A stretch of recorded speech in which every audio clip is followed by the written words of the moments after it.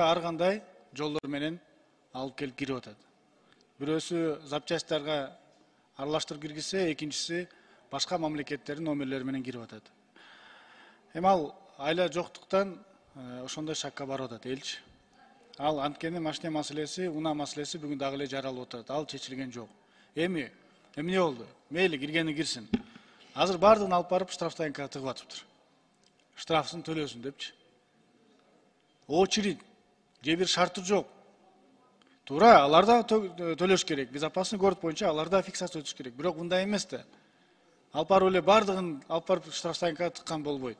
Бул бир, экинчиси убакыт бериш керек, айтылыш керек, эрежесин такташ керек, кантип кылынат. Ким алып келип атат аны, кантип алып келип атат, ким минип атат, айтор бир эрежеси менен жакшынакай шарттарын түзүп берип койсун. Ал жерде элдер төлөбөйбүз деген жок, төлөбөйбүз деп атышат. Кайрылып атышат, бирок шарттарын түзүп берип койсун. Эпте алып барып эле тыгыш, аны эпте алып барып эле төлөш эмес. Ошол биринчи жагы. Экинчиси, мына жакынкы арада мына ЕСтин алкагында Казакстан легализация кылып берди. Аларда да бул проблема баштан өттү. Биз бир топ сүйлөштүк эле өкмөт мененчи. Сиз дагы бүгүн жеткизип барсаңыз, айтып койсоңуз, келиңиздер разовый легализация кылып берели. Оң рулду машиналар кирди да уже, кирди. Аларды жокко чыгара албайбыз, это факт.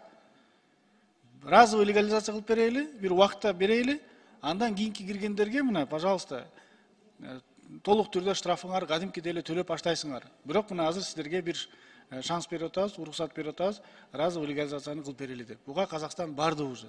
Мына ЕСтин эле биздин өзүн дагы мамлекеттердин бири. Экинчи маселе, азыр эле мына Тогуз-Тородон атайын депутаттар келген экен, айылдык кеңештен. Айыл банктын лизингке бере турган жана 6% кредиттерин бирөөсү да жете элек экен.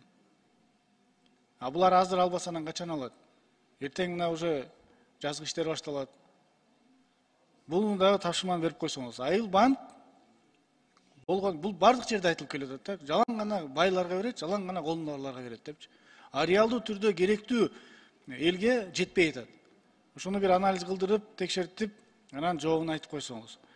Андан сырткары үчүнчү маселе бул кымбатчылык. Өткөндө дагы айтып кеттим эле. Бир айттык, жана Яндекс маселеси тарифти көтөрүп коюптур деп. Анан түштү. Бирок бүгүн дагы көтөрүп алышыптыр.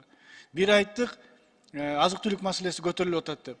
Түштү, кайра дагы көтөрүп атышат. Айтайын дегеним, бул жерде жана коллегалар да айтып кетти.